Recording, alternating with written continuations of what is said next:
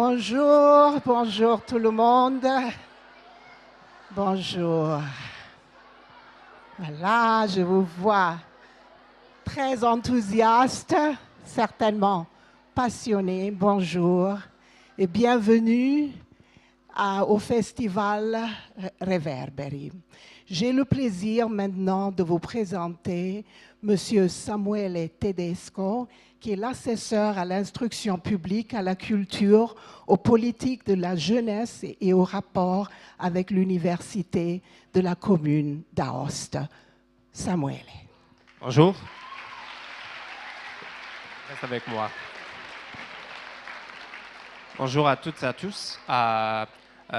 Comme Randy a dit, je suis Samuele Tedesco, l'assesseur à l'instruction publique, culture et politique de la jeunesse de la commune d'Aoste. Et bienvenue parce que vous êtes les premiers spectateurs de la première édition du festival Reverberi. Donc, un applaudissement à vous.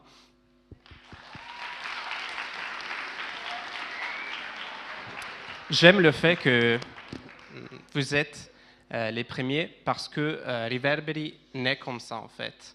Naît pour propager une voix, une narration, des histoires, des stories qui en fait peut-être qui sont un peu cachées.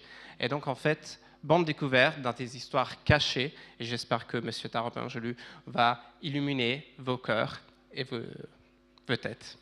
Merci beaucoup Samuel et à tout à l'heure. Merci.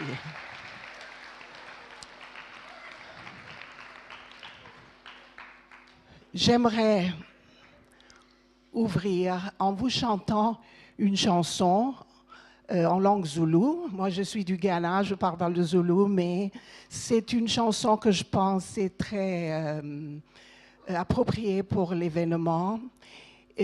Assim Bonanga est une chanson en honneur et dédiée à Nelson Mandela, le premier président noir de l'Afrique du Sud à la fin de l'apartheid, qui a été pendant 30 ans en prison pour sa lutte contre l'apartheid.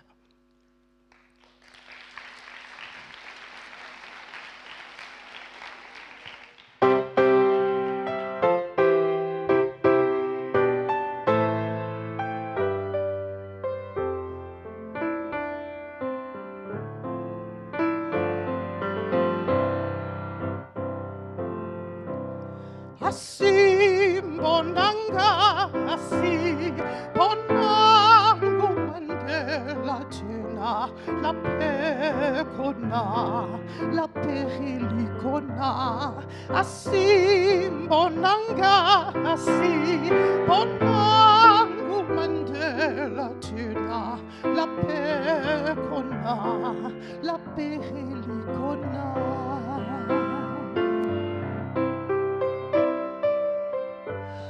The sea is cold and the sky is gray.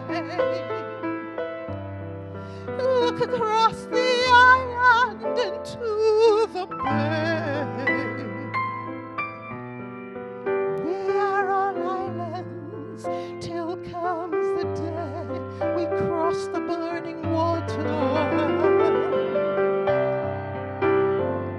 I see Bonanga, I Bonango Mandela tena la pecona, la pelicona. I Bonanga, I Bonango Mandela tena la pecona, la pelicona.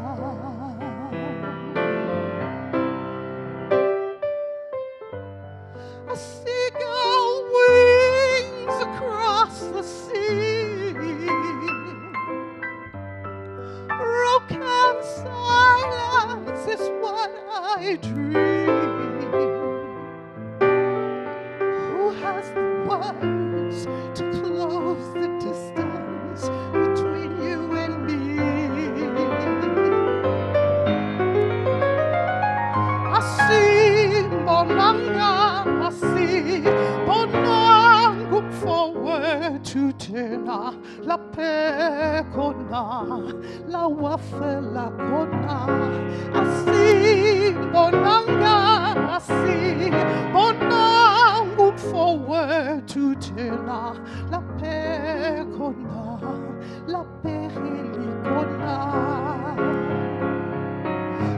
witi yewe na nawe Sophie la nini la siakona la siako I witi yewe na nawe Sophie la nini la siakona la siako Asi bonanga asi bonangu mendela tina la pecona la pelicona asi bonanga asi bonangu mendela tina la pecona la pelicona asi bonanga asi bonangu mandela tina la pecona la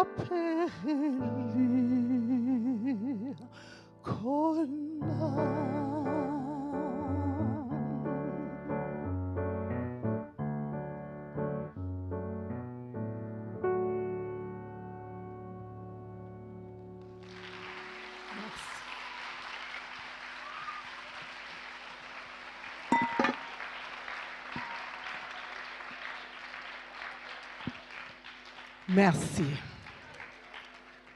Merci. C'est pour moi un honneur incalculable de vous présenter un monument de connaissance et de sagesse. Si je vous disais que M.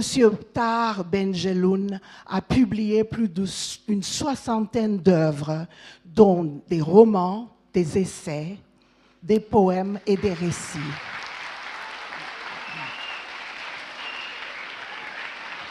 Merci. Si je vous disais que M. Tahar Ben-Jelloun est aussi poète, peintre et philosophe, et si je vous disais que M. Tahar Ben-Jelloun a écrit de nombreux articles pour le journal Le Monde, il est lauréat du prix Goncourt, tout ceci serait insuffisant, en plus nommé pour le prix Nobel de la littérature. Pour chercher à définir un homme né au Maroc qui a contribué à travers ses œuvres et ses engagements pendant de nombreuses années à élever la conscience collective de l'humanité par rapport au respect des droits de la femme et de l'homme, du fait que nous sommes tous membres d'une seule famille, d'un seul genre humain, et que les diversités dans la famille humaine devraient être la cause même de l'amour et l'harmonie dans le monde. Monsieur Tahar Ben-Jelloun. Merci. Merci beaucoup.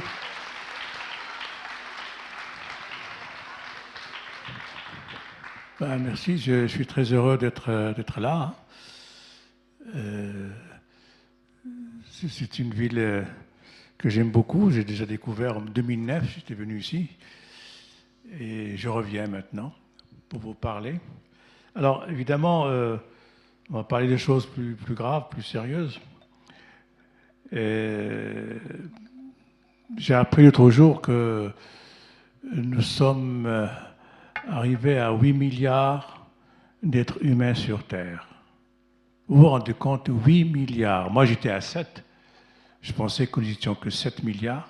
Maintenant, nous sommes arrivés nous avons atteint le chiffre de 8. C'est énorme.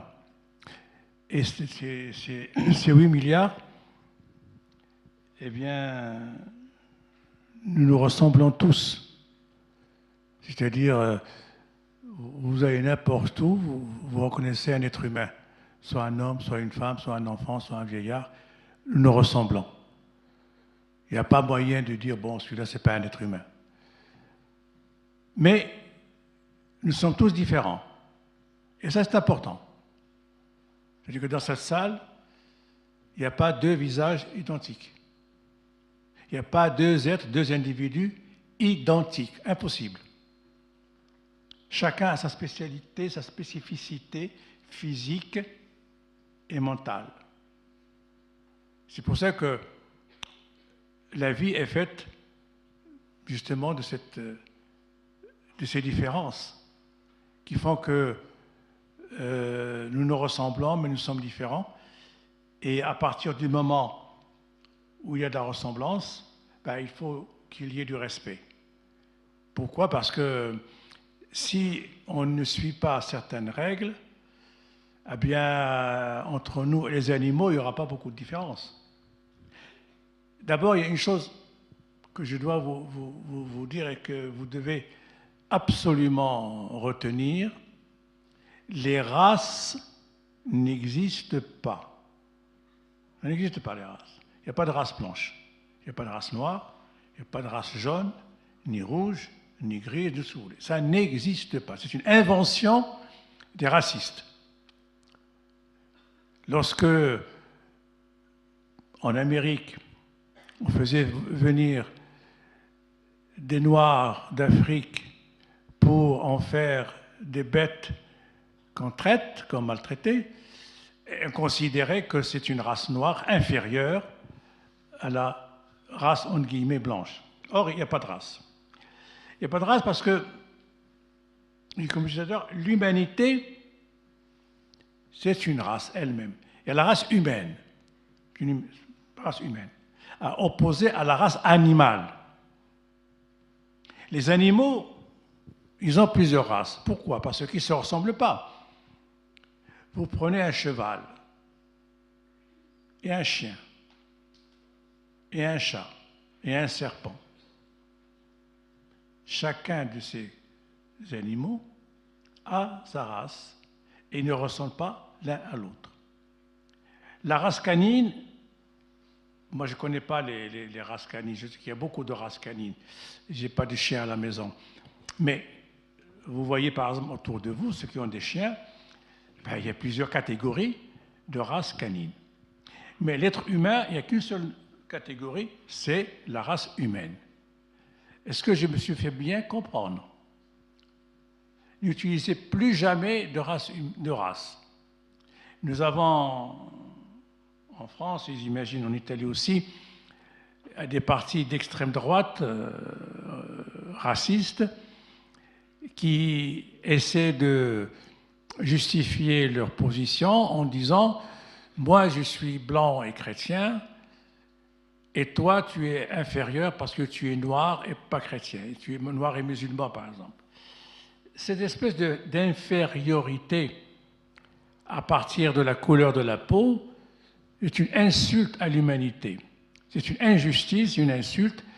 Donc, je pense que si on accepte ce genre d'explication, et vous allez voir que ce sont parfois des adultes qui tiennent ce raisonnement, pas des enfants, hein, des adultes qui ont 40, 50 ans, qui font de la politique, qui disent oui, effectivement, là, les Noirs sont une race inférieure, les Arabes sont une catégorie ethnique inférieure, les musulmans, c'est des... Il y a même un écrivain que vous peut-être avez entendu parler, s'appelle Michel Houellebecq, qui est très traduit, très connu dans le monde entier, qui n'aime pas les Arabes ni les musulmans. Il l'a dit publiquement. Il a dit les Arabes, bon, je ne les aime pas. Il a le droit de ne pas aimer les Arabes. Il a ajouté les musulmans, c'est une religion de cons, de Stranzo. C'est-à-dire un écrivain qui, quand même, doit être un intellectuel, doit être un homme intelligent, doit être quelqu'un qui apporte quelque chose à l'humanité. Eh bien, lui, il est, comment dire, il est raciste. Ça existe.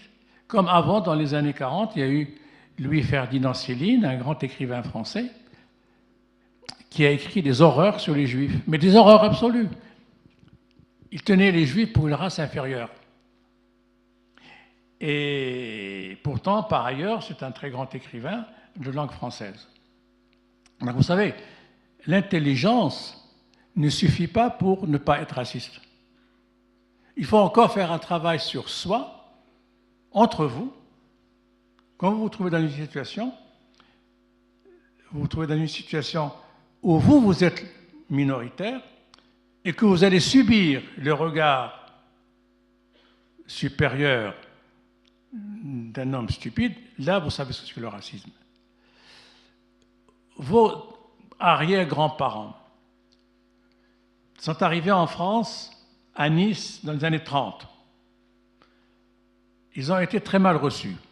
C'était des immigrés, parce qu'en France, en Italie à l'époque, surtout l'Italie du Sud, il y avait des problèmes de travail, il y avait beaucoup de Napolitains, de Siciliens qui partaient travailler dans la région du Nice, parce que Nice est tout à fait voisine de l'Italie, et ils étaient reçus très très mal par les ouvriers français, qu'ils appelaient les ritales, ou les macaronis.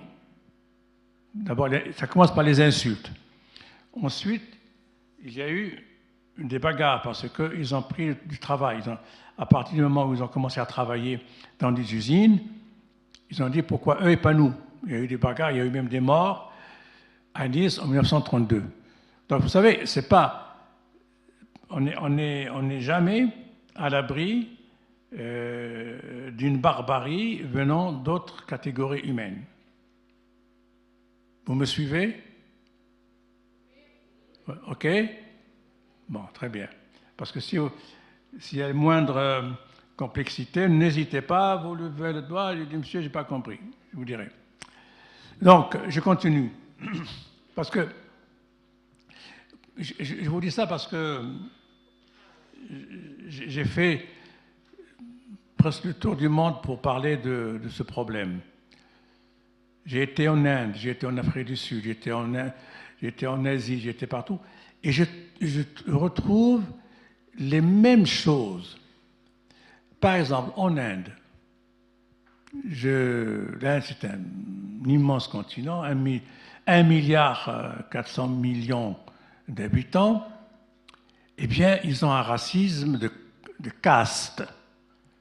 Les castes, c'est-à-dire c'est une catégorie d'Indiens qui sont déclarés inférieurs officiellement aux autres. Ensuite, il y a parmi ces inférieurs, encore plus inférieurs qu'eux, les musulmans, qui sont maltraités, qui sont mis de côté et qui sont combattus, et même physiquement. Et l'Inde, c'est un grand pays, c'est une grande civilisation. Bon, il y a eu la non-violence de Gandhi. Vous allez après en Chine, c'est la même chose. Vous trouvez des musulmans ouïghours qui ont été massacrés aujourd'hui par des Chinois parce qu'ils considéraient qu'ils étaient trop différents d'eux. Vous allez en Amérique, l'Amérique qui se prétend être la puissance mondiale la plus importante, vous voyez ce qu'ils ont fait avec les Indiens d'Amérique. Je reviens. L'Amérique, ils ont fait des choses horribles aux Indiens qui étaient les premiers habitants de l'Amérique. Les peaux rouges, ils ont exterminé. Après, ils ont fait venir les Noirs. Et les Noirs, ils les ont massacrés jusqu'en 1963. Jusqu'en 1963, les Noirs n'avaient pas le droit d'être dans la même école que les Blancs. Ils n'avaient pas le droit de prendre le même ascenseur qu'un Blanc. Ils n'avaient pas le droit de dormir dans les hôtels des Blancs.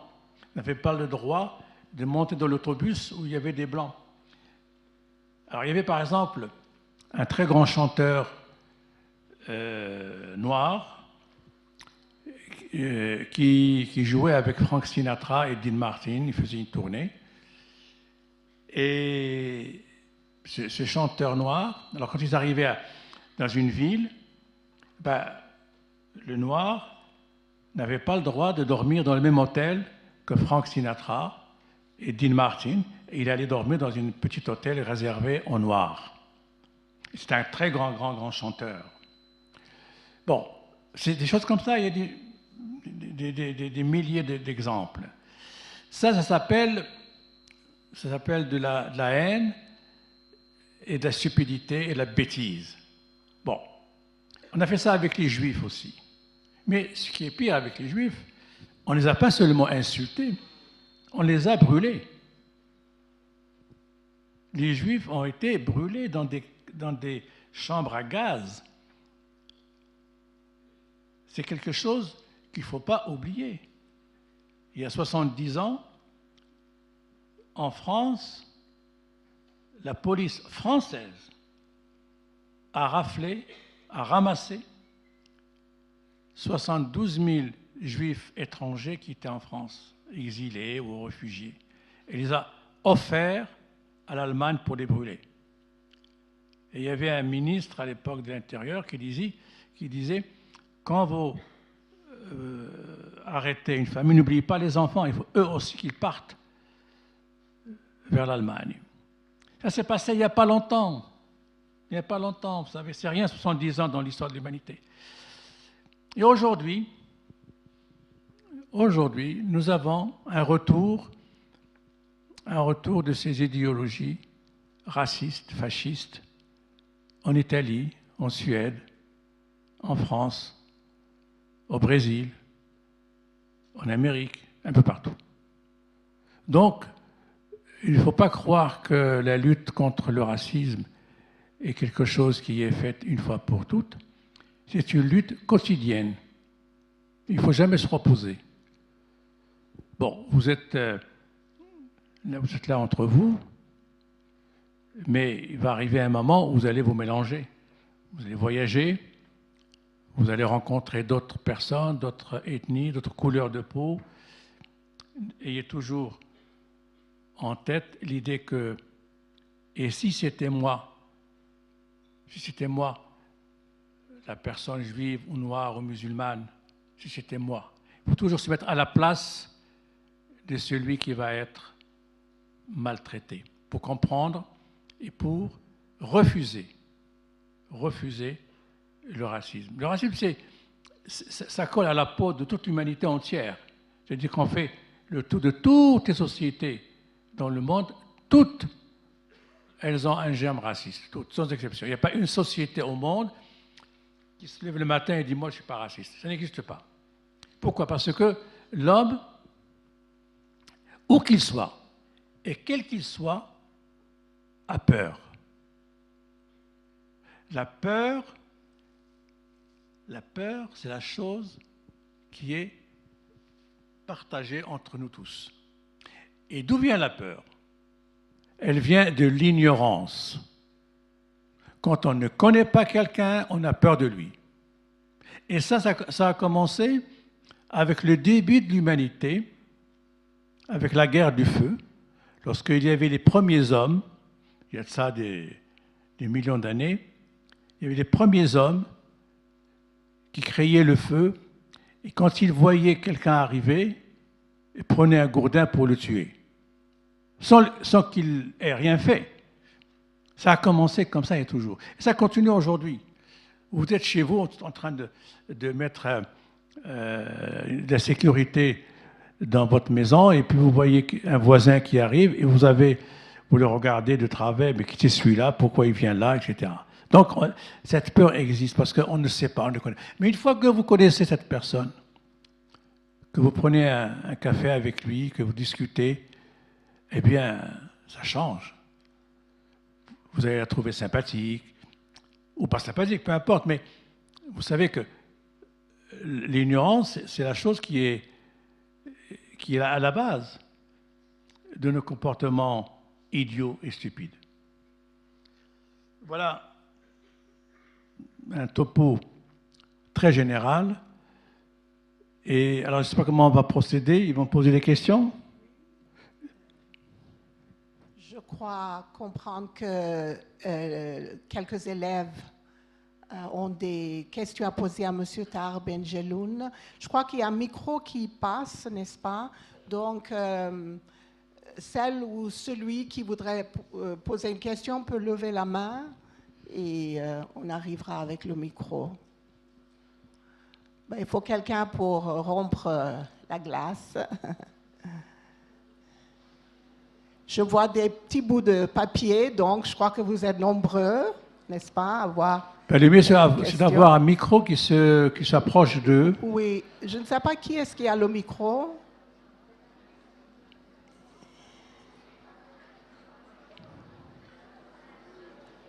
On va voir.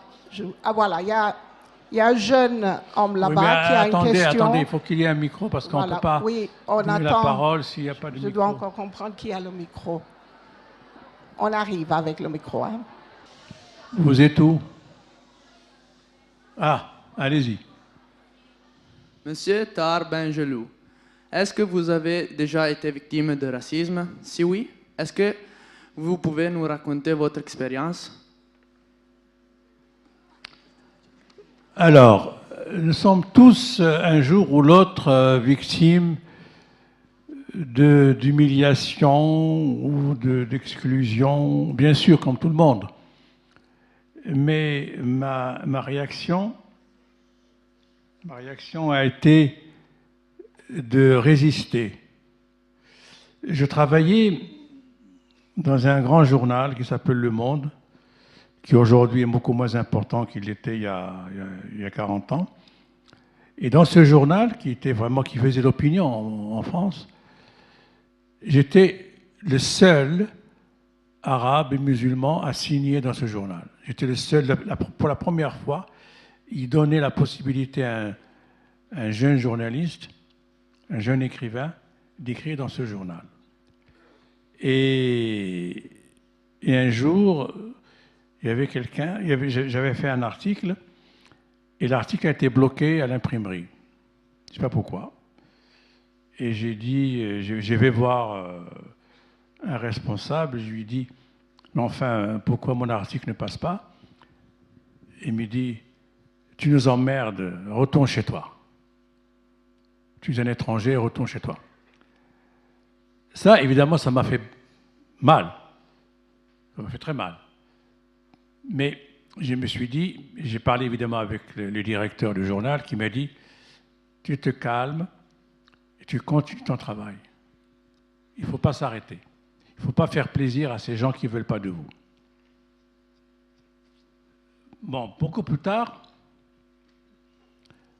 une dame que j'aimais beaucoup, une écrivaine qui s'appelle Edmonde Charleroux, c'est une femme qui est décédée maintenant, et qui, dans les années 40, a dirigé un journal féminin qui s'appelle Vogue, un journal de mode féminin.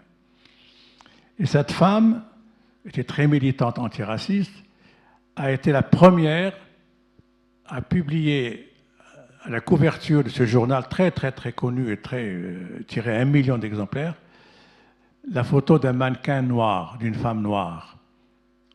Ça a fait un grand scandale, la presse a protesté, enfin, pour vous dire un peu l'état d'esprit des gens. Et puis je vous donne un dernier exemple. En 1920, l'Académie Goncourt, vous savez, qui donne le prix le plus prestigieux littéraire en France, en 1920, pour la première fois, le prix Goncourt a été donné à un noir. Un noir qui est d'origine de Guadeloupe, mais qui vivait en Afrique. René Maran, il s'appelait. Dans la presse, j'ai retrouvé les commentaires de la presse de l'époque.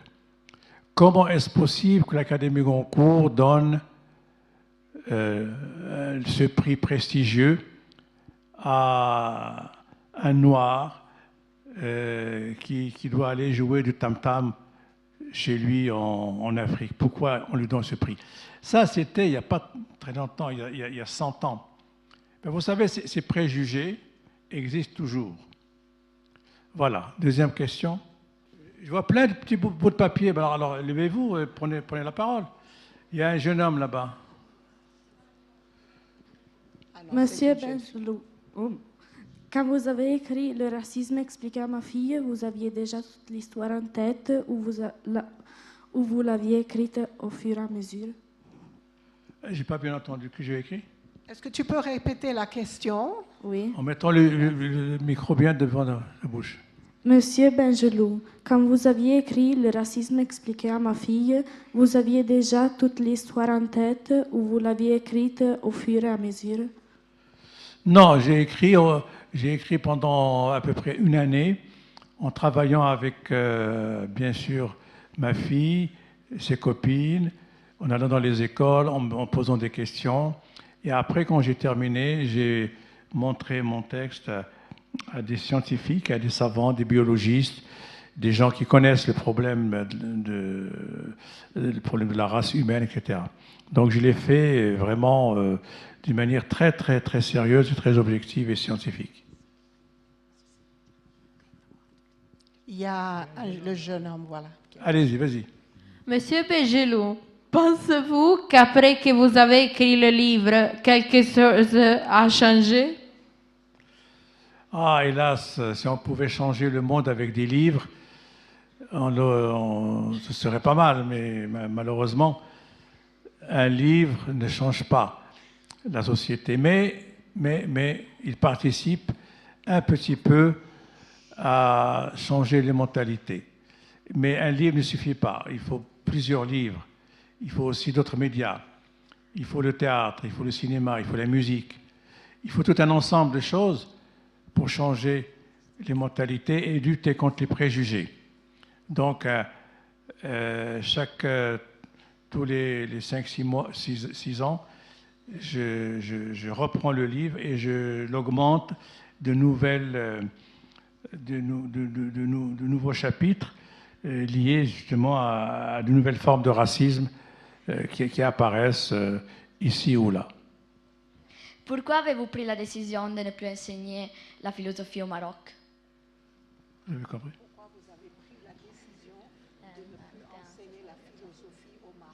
Ah, c'est pas que j'ai pris la décision de ne pas enseigner la philosophie. Le gouvernement avait décidé de supprimer l'enseignement de la philosophie occidentale parce qu'il pensait qu'à l'époque, le fait d'enseigner la philosophie encourageait les élèves à faire la rébellion et à être opposants au régime. Moi, ça m'a donné l'occasion de quitter l'enseignement et de partir en France. Bonjour monsieur, selon vous, comment le racisme a-t-il changé avec l'arrivée des nouvelles technologies et des réseaux sociaux? Ça, c'est une très bonne question. Les réseaux sociaux sont devenus aujourd'hui un phénomène très dangereux. Parce que n'importe qui peut déverser des torrents de haine, d'insultes, de diffamation sur tout le monde et garder l'anonymat.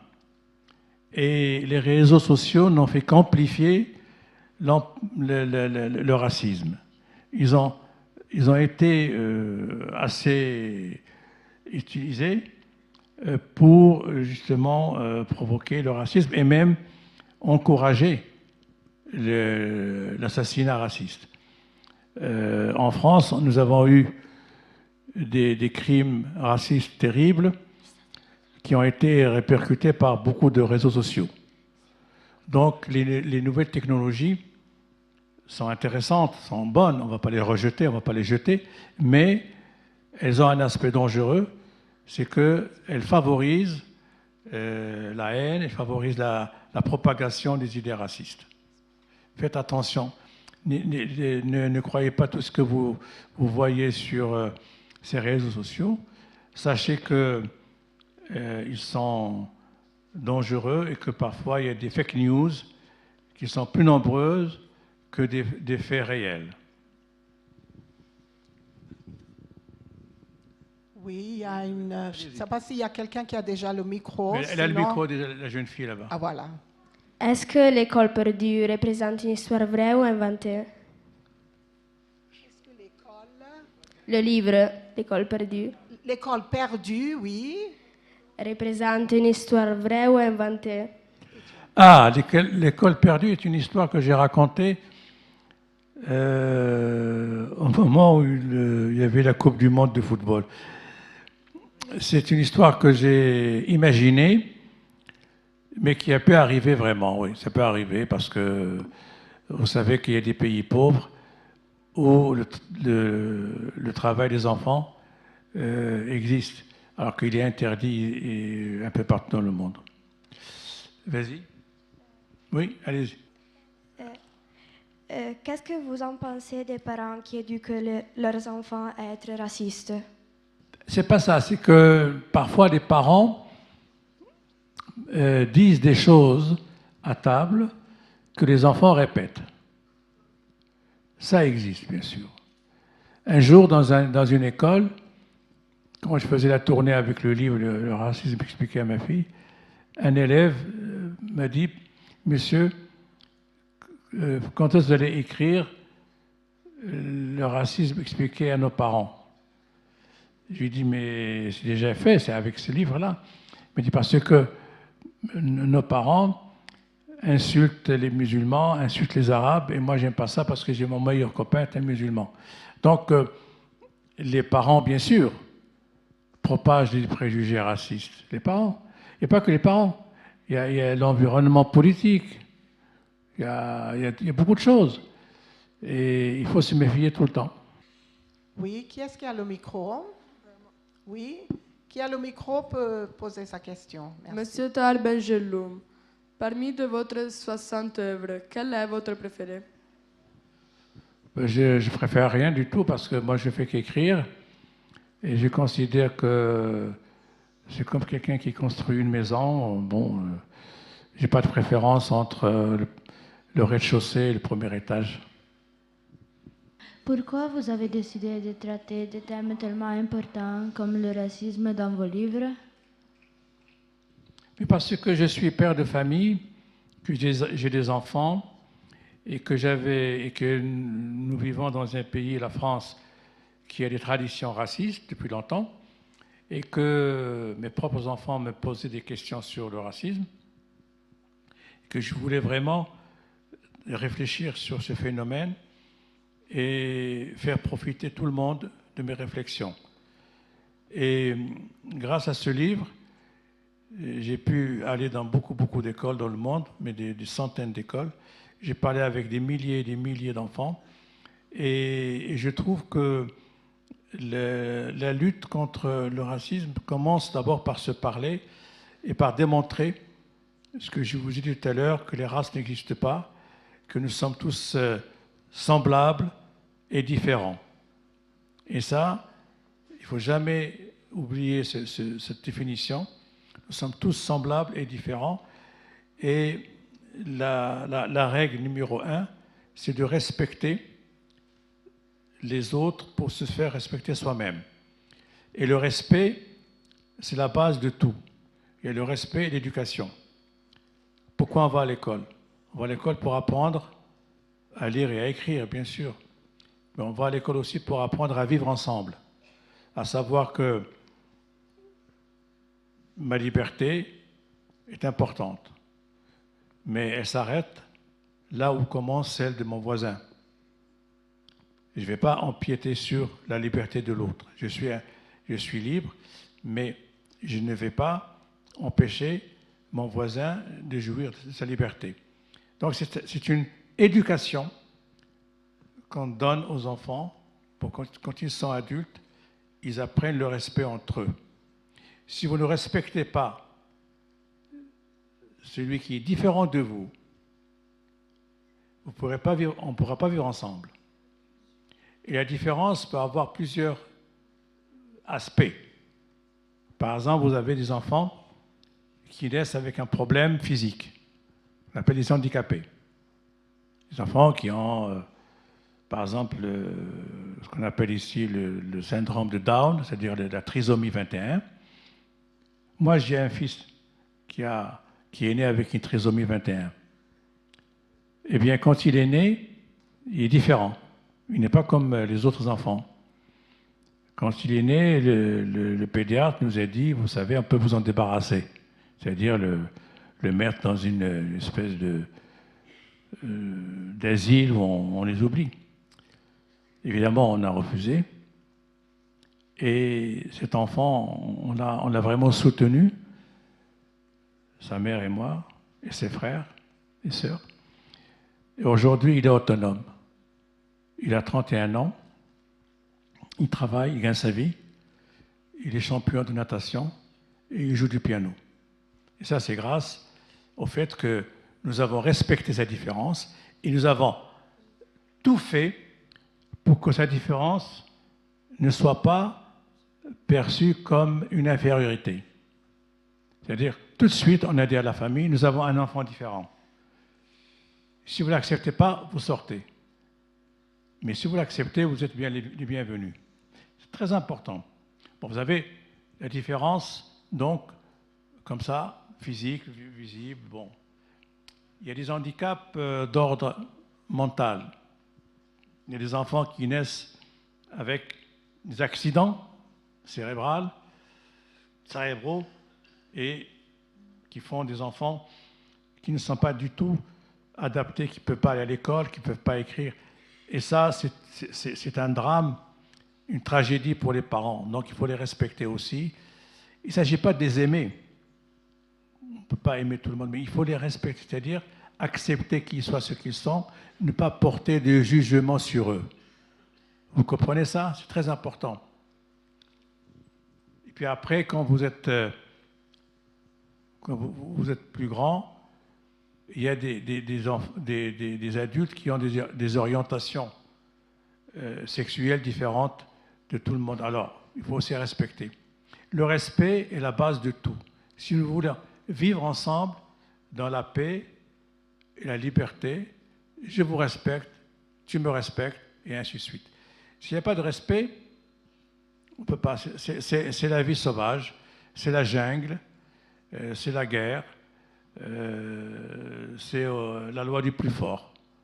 Or, on ne peut pas vivre dans un contexte où on donne tout au plus fort, au plus riche, et on écrase le faible, le différent, le pauvre, etc. Parce que malheureusement, l'humanité est faite, comme j'ai dit, d'un ensemble d'êtres humains qui se ressemblent, mais ils sont différents. Et cette différence peut être aussi économique et sociale. Il y a des pauvres et des riches. Il y a des riches qui ont des milliards et des milliards, et des hommes qui ont des milliards et des milliards. Et puis il y a des gens qui ne trouvent pas de quoi manger le soir. Et c'est ça l'humanité. L'humanité, elle est faite d'inégalités. Nous sommes tous différents, mais nous sommes tous inégaux. Mais nous sommes tous égaux devant le droit et la justice. Vous comprenez? Nous sommes inégaux sur le plan physique, sur le plan économique. Mais bon, cette inégalité ne doit pas être comprise comme une possibilité pour mépriser ou humilier quelqu'un. Donc, il faut faire très attention à ça. J'ai vu quelqu'un ici avec le micro. Voilà. Monsieur Tahar Benjeloun, vous avez toujours voulu devenir un écrivain? Je suis devenu? Vous avez toujours voulu devenir un écrivain? Non, vous savez, on devient écrivain par les circonstances. C'est pas une vocation. Pour moi, ça n'était pas une vocation. Au départ, moi, ce que je voulais être professeur, enseigner la philosophie. J'ai fait ça pendant 3 ans et après j'ai dû arrêter et j'ai commencé à écrire. Mais ce qui fait de vous un écrivain, c'est d'abord que vous avez des choses à raconter et en plus que vous avez un don pour les raconter bien comme il faut et que vous travaillez beaucoup. Pourquoi et quand vous avez décidé de devenir écrivain? Mais je viens de répondre, je n'ai pas décidé. Je n'ai pas décidé. C'est tout simplement les circonstances qui m'ont fait devenir écrivain. Pourquoi dans vos livres vous vous adressez surtout aux jeunes? Parce que je pense que les jeunes, on peut leur apprendre des choses. Ils sont encore...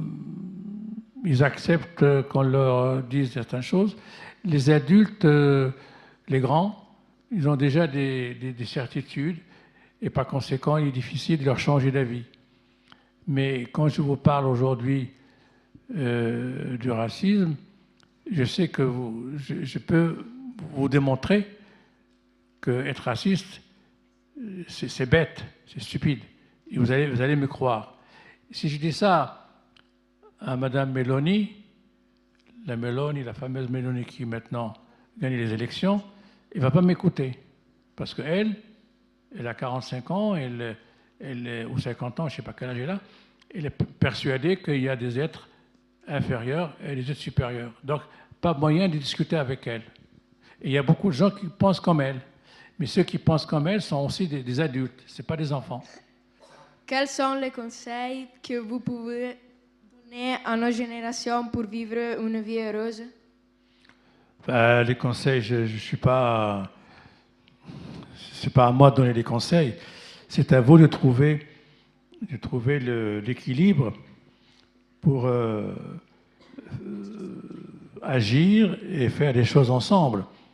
L'amitié, c'est important. L'amitié, ça commence à l'école, sur les bancs d'école. On se rapproche l'un de l'autre parce qu'on a des choses en commun. On pense, on regarde par exemple un film et on l'aime en même temps. On lit un livre, on se dit c'est formidable, et on discute et on trouve qu'on a des mêmes réactions, des mêmes émotions. Donc, cultiver l'amitié, c'est très important l'amitié. Et c'est ce que je disais tout à l'heure, le respect. Et apprendre à voir la vie non, comme une chose fantastique, magnifique, mais qui vous donne et qui vous retire aussi. Apprendre aussi au savoir, à votre âge, que rien n'est donné définitivement. Aujourd'hui, vous êtes là, vous êtes merveilleux, vous plaisantez, vous rigolez, vous m'écoutez, je parle, c'est formidable. Et puis, vous sortez, il y a un accident.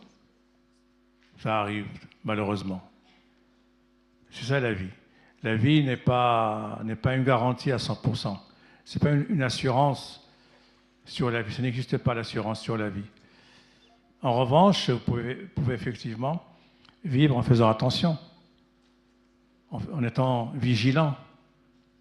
Et moi, quand j'avais votre âge, j'ai perdu un copain d'école. Il est mort, brutalement. Et c'était la première fois que j'étais confronté à la mort de quelqu'un. Et ça a été très douloureux pour moi parce que je n'arrivais pas à comprendre pourquoi ce garçon avec qui on jouait au foot, on rigolait, du jour au lendemain, il avait disparu. Et il a eu une attaque, il est mort. C'est la vie. Je me dis, la vie, elle vous donne de la lumière et elle vous donne aussi de l'ombre. Elle vous accueille et puis elle vous rejette. Elle vous serre la main et puis après, elle vous donne un coup de poing. C'est ça la vie. La vie, c'est pas, comme on dit en France, un long fleuve tranquille. Non, non, non, non. C'est effectivement, c'est un fleuve, une rivière, mais agitée et calme en même temps. Donc, comme les conseils pour vivre bien, c'est d'abord apprendre, lire beaucoup, lire des écrivains de toutes sortes, des écrivains italiens, français, anglais, américains, africains, asiatiques, tout ce que vous trouvez. Vous devez lire en italien ou en français, peu importe, mais il faut lire. Et vous méfiez des réseaux sociaux parce que les réseaux sociaux, comme je disais tout à l'heure, sont dangereux. Voilà, pour moi, ce n'est pas des conseils, mais disons, ce sont des constatations que je trouve que dans la vie, on apprend petit à petit. Tout ce que je vous dis là, ce sont des mots, c'est des paroles. Mais réfléchissez à ce que je vous dis, pensez-y plus tard quand vous serez tout seul chez vous, et regardez autour de vous. Souriez à la vie, soyez optimiste, profitez d'un rayon de soleil, profitez de l'amitié, soyez généreux, aidez ceux qui n'ont pas les moyens de bien vivre, ne soyez pas égoïstes, ne soyez pas avares, soyez généreux, allez vers les autres. Et effectivement, ce sont des conseils, bon, ça ne coûte rien, mais moi, on ne m'avait pas prévenu quand j'étais jeune de ce que c'est que la souffrance de voir disparaître un jeune un jeune copain. Ben voilà. Donc faites attention et soyez vigilants et réfléchissez à vous-même. Vous dites, dans ma vie, j'aimerais être bien. Et il faut vous aimer vous-même pour aimer les autres. Si vers vous-même, vous avez des sentiments mauvais, ben, vous n'allez pas aimer les autres. Vous serez malheureux. Et vous rendez les autres malheureux parce que la haine, par exemple, est très mauvaise. Il y a la jeune fille ici, oui, merci. Peut-être que votre décision de parler de racisme a été influencée par l'avoir prouvé ce que le racisme est sur votre peau. C'est comme la première fois, non? La première question. Si votre décision de parler du racisme est par le fait que vous l'avez vécu sur votre peau. Non, non, c'est pas ça, parce que tout simplement mes propres enfants m'ont posé des questions sur le racisme, parce que nous vivons dans un pays qui s'appelle la France, où il y a beaucoup de racisme. L'Italie aussi a connu le racisme pendant la Deuxième Guerre mondiale, le fascisme, et aujourd'hui encore, elle est menacée par le racisme des partis d'extrême droite. Il y a quelqu'un en haut là qui a le micro, merci. Vous attendiez-vous à tous ces succès pour le racisme expliqué à ma fille?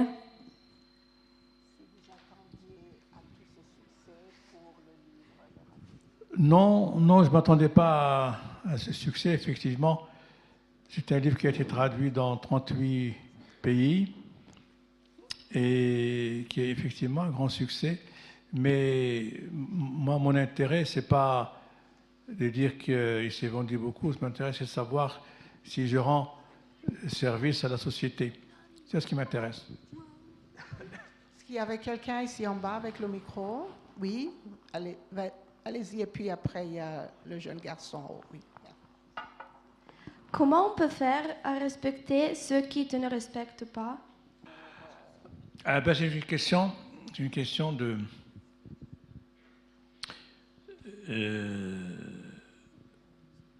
En tout cas, il ne faut pas répondre par la violence. Il faut répondre par le dialogue, par la parole.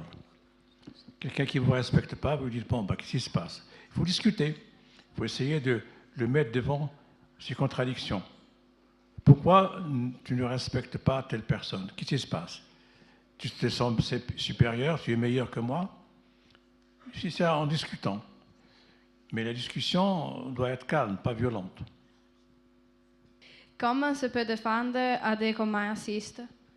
Si tu dis sale arabe ou sale juive ou sale noire ou n'importe quoi, il faut lui démontrer qu'il a tort. Il faut démontrer que c'est stupide, c'est ridicule, que finalement nous sommes tous les mêmes. Il n'a pas le droit de parler comme ça, c'est tout. Vous pensez que c'est nécessaire un changement d'aucun point de l'islam? Non, ni l'islam, ni le catholicisme, ni le judaïsme ne sont faits pour changer, parce que les religions arrivent pour être éternelles, etc., etc. Mais ce qui peut changer, ce sont les musulmans. Les musulmans doivent s'adapter à la vie moderne et surtout créer une sorte de laïcité, c'est-à-dire la séparation de la religion de la vie publique. Finalement, pour pouvoir changer la relation avec la religion, il faut que la religion reste du domaine strict privé et non pas envahir le domaine de l'éducation, de l'école, etc. Et il en est de même pour l'islam. Si vous croyez, ça vous regarde. Si vous ne croyez pas, ça vous regarde. Et c'est ça la bonne conduite. J'ai perdu le... Oui? Oui, madame. Si vous devriez combattre le racisme, comment vous feriez? Comment vous feriez pour combattre le racisme? C'est ce que j'ai fait aujourd'hui avec vous. J'ai fait des rencontres, j'ai discuté avec les enfants, je vais dans les écoles, je vais à la télé, à la radio, je parle.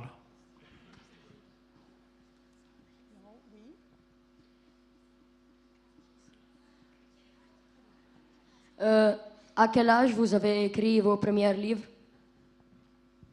Oh, je vais avoir 20 ans. Ah. Vous avez encore du temps, hein? Monsieur Bangelou, selon vous, on peut faire quelque chose à l'école pour les enfants qui ont des parents avec des idées racistes? Mais j'ai dit tout à l'heure, c'est les enfants qui doivent rééduquer leurs parents. C'est bien de faire la leçon aux parents qui tiennent des discours stupides. Gentiment, en rigolant. Et il faut dire, papa, tu déconnes, ça va pas, c'est pas bien ce que tu fais là. C'est pas vrai que les Noirs sont inférieurs aux Blancs ou peu importe ce qu'il dit comme bêtise raciste. Quand vous avez publié le racisme expliqué à ma fille, quelles ont été les premières réactions des lecteurs? Ben, il y a eu un phénomène que je n'attendais pas du tout. Il était devenu très vite un best-seller, c'est-à-dire qu'il vendait des milliers d'exemplaires tous les jours. Et ça m'avait beaucoup impressionné parce que je ne m'attendais pas du tout à ce succès fantastique. Il a été traduit très vite en plusieurs langues, dans l'italien. C'était une des premières langues dans lesquelles il était traduit. Et très vite, on en a vendu des centaines de milliers. Et ça, c'est une réaction qui veut dire que les gens avaient besoin d'un livre pédagogique pour lutter contre le racisme. Et ça continue aujourd'hui encore. Il y a une question, oui. Merci. Bonjour. Est-ce qu'une guerre peut commencer à cause du racisme? Mais bien sûr. Mais bien sûr.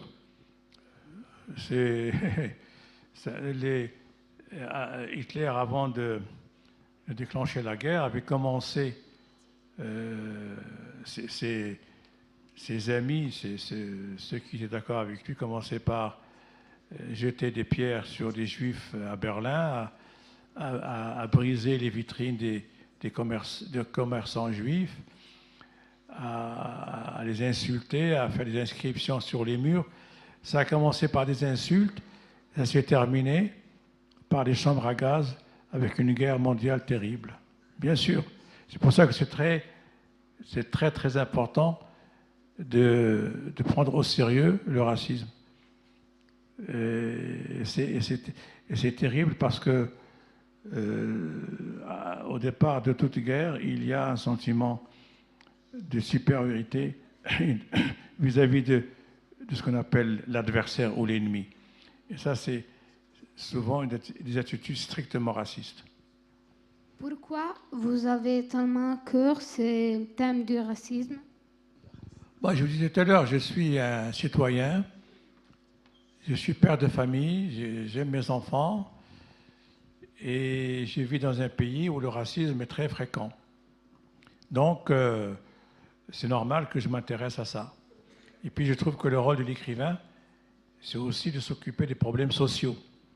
Un écrivain, il raconte des histoires, mais aussi il s'occupe de dénoncer les injustices. Et parce que je n'ai pas écrit que le racisme expliqué à ma fille, j'ai écrit aussi des romans où il est question de racisme. Et dans ces romans, je démontre dans ces situations comment le racisme s'exerce contre telle ou telle catégorie d'êtres humains.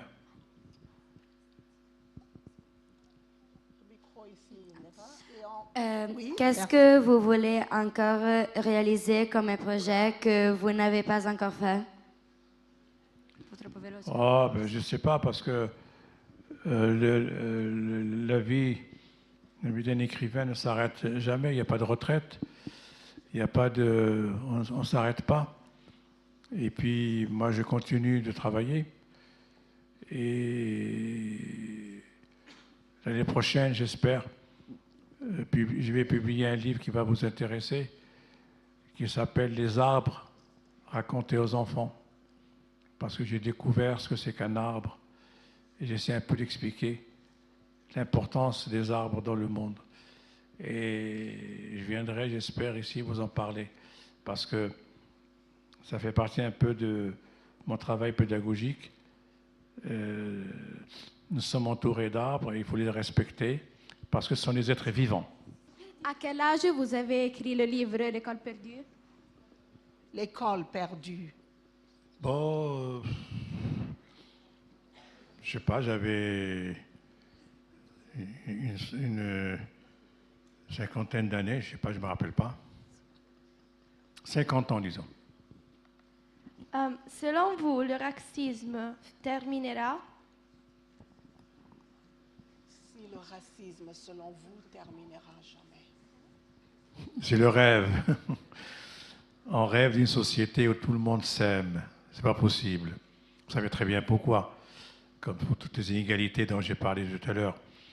Parce que le racisme existe depuis la naissance de l'humanité et ça va continuer. Mais ce qu'on peut faire, c'est créer des lois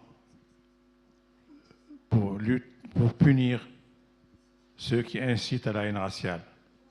En France, il y a des lois importantes qui punissent tous ceux qui incitent à la haine raciale. Et ça, c'est important. De temps en temps, il y a des hommes politiques qui sont condamnés. Malheureusement, pas très, très forts. Ils sont condamnés à payer un peu d'argent, mais ils ne vont pas en prison. Mais il va arriver un jour où il faut qu'ils aillent en prison. Vous avez dit que le racisme commence sur les bancs de l'école. Vous avez subi ce type de racisme? Non, le racisme commence n'importe où, pas forcément à l'école. Dans la rue déjà, dans les cafés, dans les stades de football, vous avez très bien vu qu'il y a eu des incidents graves en Italie, quand des joueurs noirs entrent dans le stade, on leur jette des pots de banane et on les insulte comme des singes. Le racisme est partout, partout, partout, et pas qu'à l'école. Oui. Allez-y, merci. Pourquoi vous êtes allé en France en 1971? 1911. Pourquoi vous êtes allé en France en 1971? C'est ça? Oui. Non, parce que j'étais étudiant et que je voulais terminer mes études en France, c'est tout. Ça n'a pas beaucoup d'intérêt.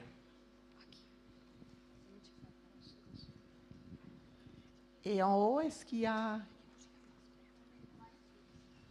Oui, merci.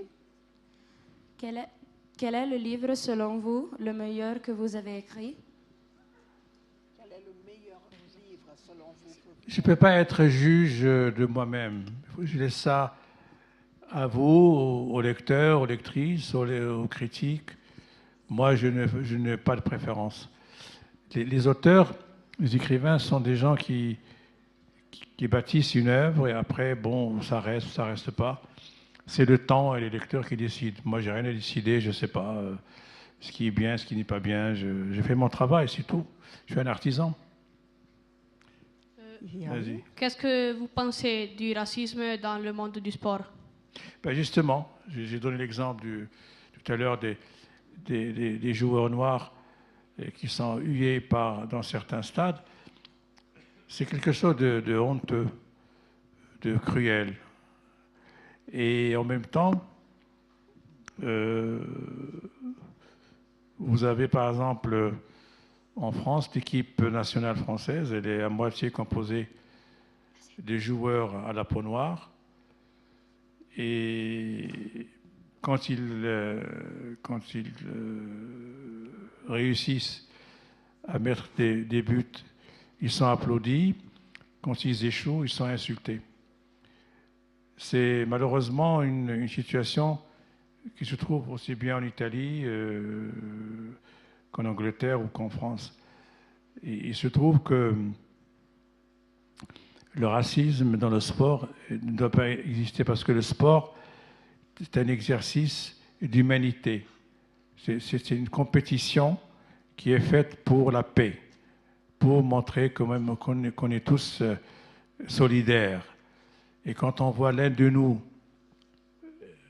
accomplir une chose extraordinaire, courir à 400 mètres dans un record de temps, jouer au football d'une manière magnifique, l'humanité est contente, les gens sont contents, les gens sont heureux de voir un bon match de foot, de voir un bon match de rugby, de voir des exercices de gymnastique.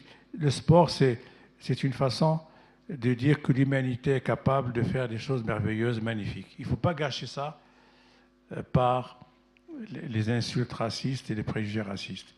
Et le sport, c'est une composante fondamentale dans notre vie. Sans sport, on ne peut pas vraiment évoluer physiquement et mentalement. C'est très important. Alors, s'il n'y a plus de questions, je vais conclure. Il y a encore des questions? J'ai vu. Ah, allez-y. Quel est, à votre avis, le rôle de l'école? Le rôle de l'école, il est très important. Parce que même si, par exemple, les enseignants ne le font pas, il faudra leur rappeler. Il faut que l'école soit le lieu où on apprend à vivre ensemble, le lieu où on apprend à se respecter, le lieu où on apprend que le racisme est une ordure, est une chose mauvaise, le lieu où on apprend à être solidaire, à se tenir la main, à être courageux, à faire des choses de belles choses. L'école, c'est le lieu où on apprend les valeurs. Et ensuite, il y a la famille. En principe, la famille nous apprend les valeurs qu'on doit respecter pour vivre ensemble et pour être en bonne entente intelligente entre nous. Si on ne discute pas pour respecter les valeurs, si on fait semblant que les valeurs n'existent pas, eh bien, on formera une famille tordue. Ce n'est pas la peine. Donc, l'école, c'est important. Comment je peux aider une personne qui a eu des commentaires racistes? Il faut discuter avec lui, il faut parler. Il dit, bon, ben, on va discuter, c'est tout. Viens, on va prendre un café, on discute. Et tu lui demandes qu'il a tort, c'est tout. Il n'y a pas... Il dit tout à l'heure, nous sommes tous semblables, mais nous sommes tous différents, donc il faut nous respecter. Voilà. Pourquoi vous avez déménagé du Maroc?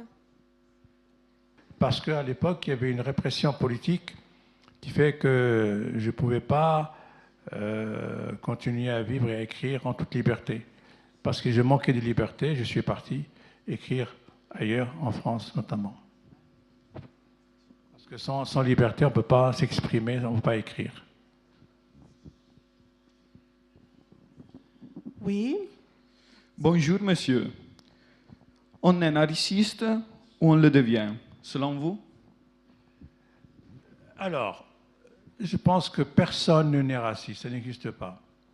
Quand un être humain arrive au monde, il est vierge, il est nu, il n'a rien dans la tête, rien dans l'estomac. Il est prêt à tout accepter, à tout avaler. Cet être humain grandit. Si, dès qu'il commence à parler, dès qu'il commence à comprendre les choses, vous lui dites « Méfie-toi des Noirs, méfie-toi des musulmans, attention, ne va pas dire bonjour à cette dame parce qu'à partir de là, on lui inculque dans sa tête, petite tête, on lui inculque le racisme. Aucun enfant ne naît raciste, mais il peut le devenir selon les parents ou l'éducateur qui est avec lui. Et ça, c'est l'environnement qui pourrit les relations humaines. C'est notre environnement quotidien. Parce qu'un enfant qui naît, il n'est pas raciste. Je vais raconter une histoire qui est vraie. Mon dernier fils avait à l'époque 4-5 ans.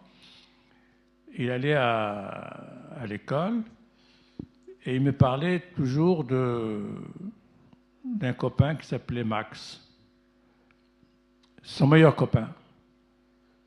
Et un jour, je vais le chercher à l'école et je lui dis, mais j'aimerais bien connaître ton copain, Max. Il me dit, oui, tu vois, il me dit, c'est l'enfant qui a le pull rouge.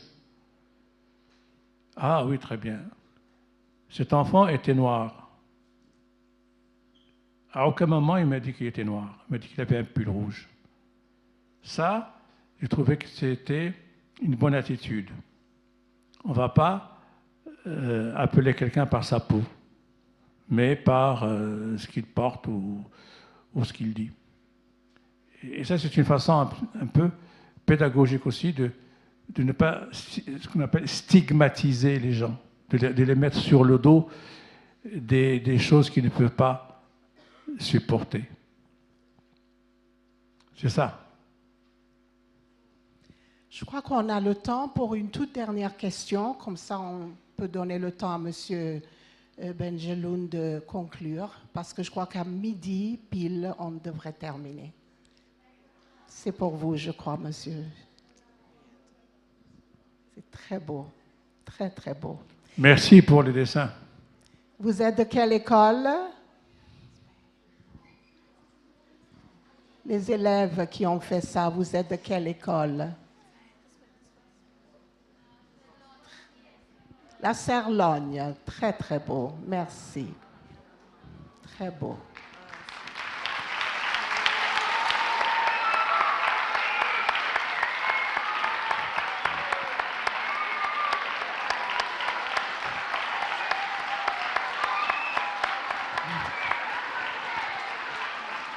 Alors, est-ce qu'il y a une dernière question de la part d'un élève? Alors, il y a une jeune fille.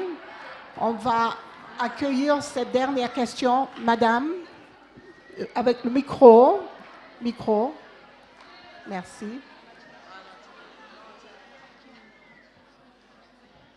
Si vous permettez de me lever. On a passé à peu près une bonne heure ensemble à parler des choses qui nous concernent tous.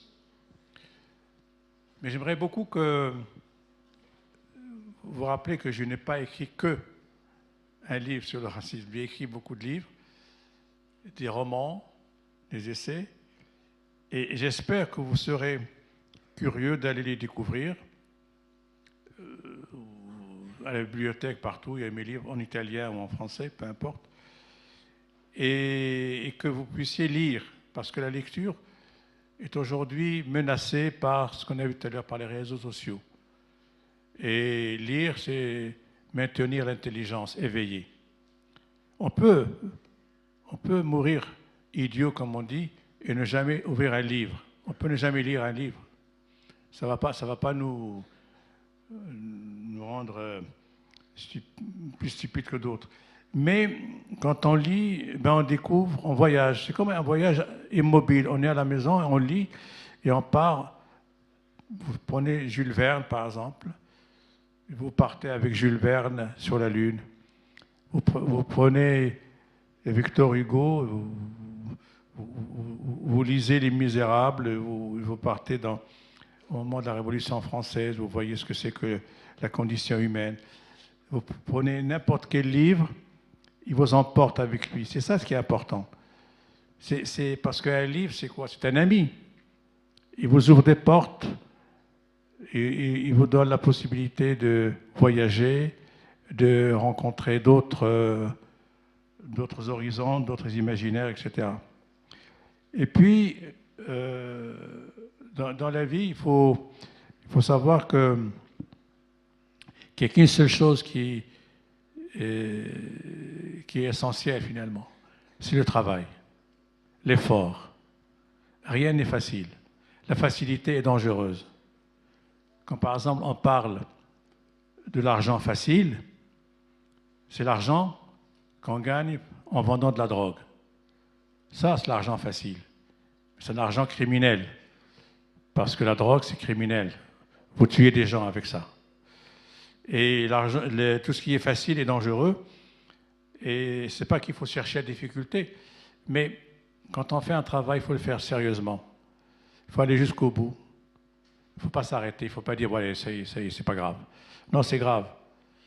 Et vous êtes dans une ville magnifique qui est située entre des montagnes extraordinaires, qui sont impressionnantes. Moi, j'adore ces montagnes. Une petite ville très sympathique, qui accueille beaucoup de touristes, donc beaucoup d'étrangers. Donc vous êtes confrontés dans la vie à rencontrer ces étrangers. Ben, sachez que quand ils viennent vous voir, c'est parce qu'ils sont curieux de vous et soyez aussi curieux de ces gens qui viennent. C'est important la curiosité.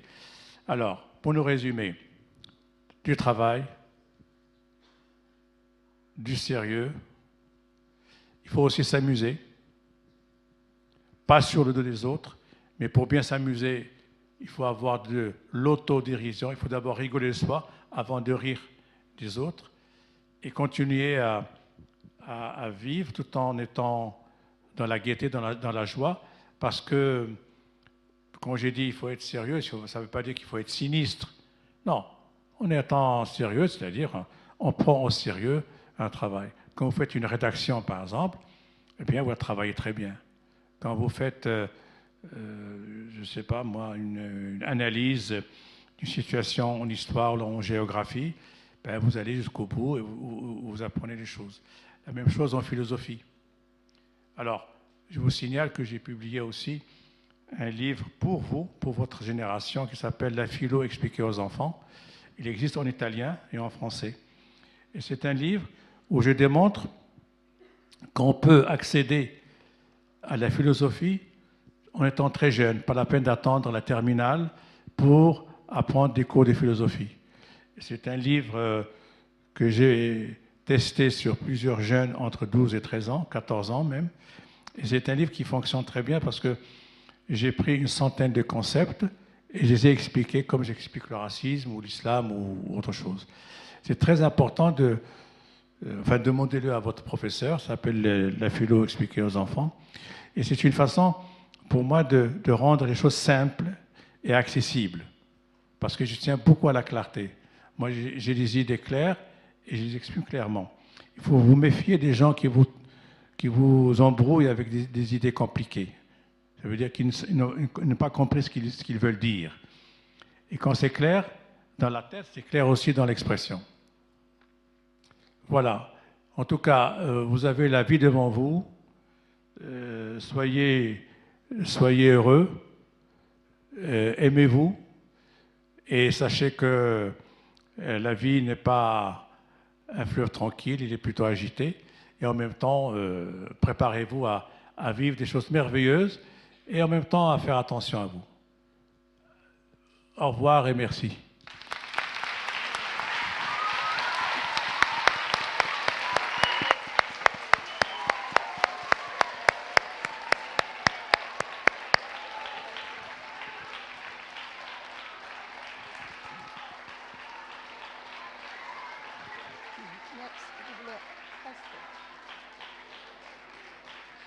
Merci. Monsieur Tahar Benjeloun, j'aimerais, vous pouvez vous asseoir un instant. Il y a une dernière chanson, vous pouvez vous asseoir. Merci. Monsieur Tahar Benjeloun, j'aimerais vous dédier cette chanson.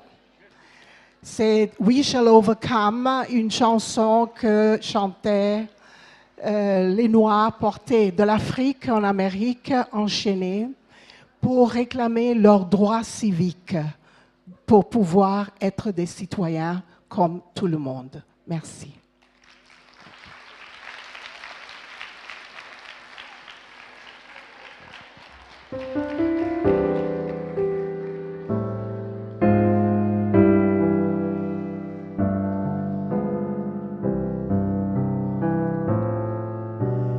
Deep in my heart, I do believe someday we'll all be free. Someday we'll all be free. I may not know how long it will be. Someday we'll all be free. Someday we'll all be free. Someday we'll all be free. Hold on, my brother, give me your hand.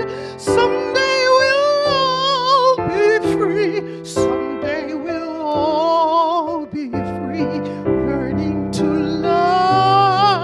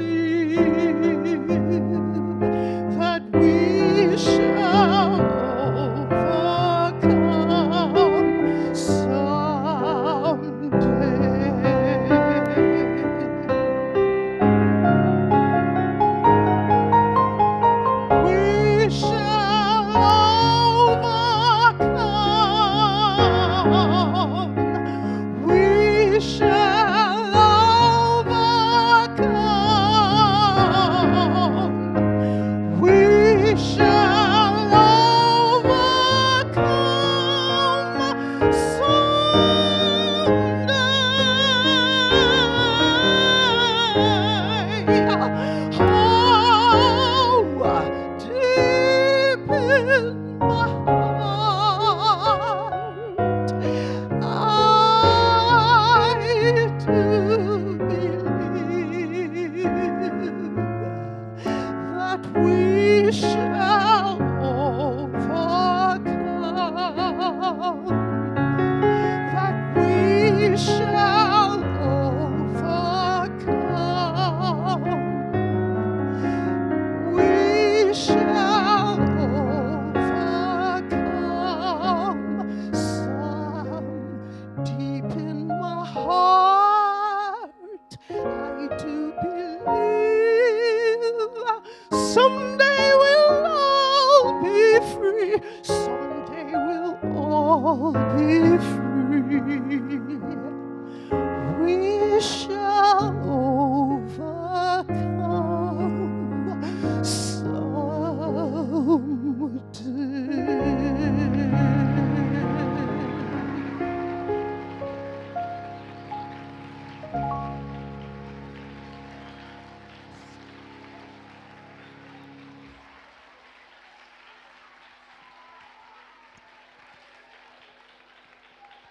Merci. Merci, Monsieur Tar. Merci. Merci d'être venu.